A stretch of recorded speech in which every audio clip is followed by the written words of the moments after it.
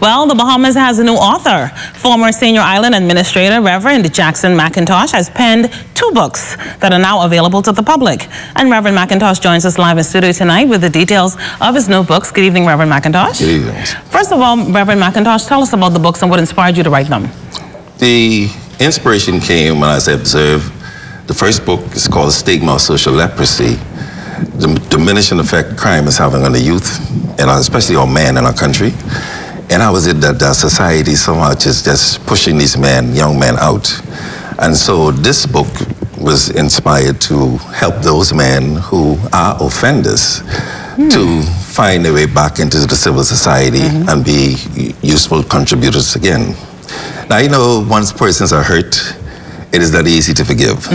And so on the backup to the book for the offender is a book for those who are offended.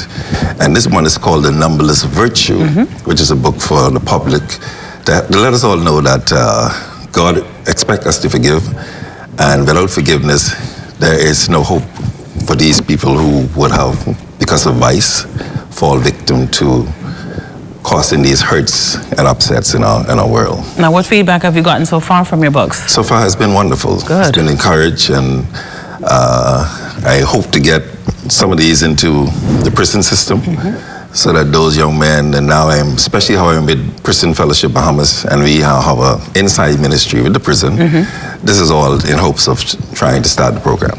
Now, for those who are watching, how can they purchase your books? The book is now available on Amazon and Kindle. It will be available for sale in bookstores in the Bahamas next week.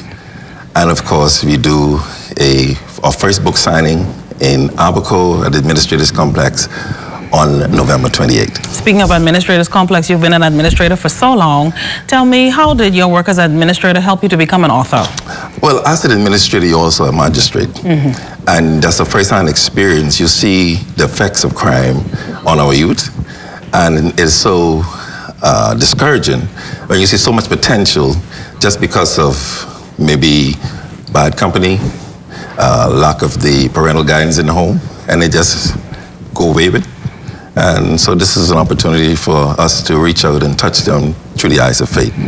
Thank you so much for joining us live here on First at 6. It's always good to see you. My honor. Thank you. Take care. Thank you. Okay.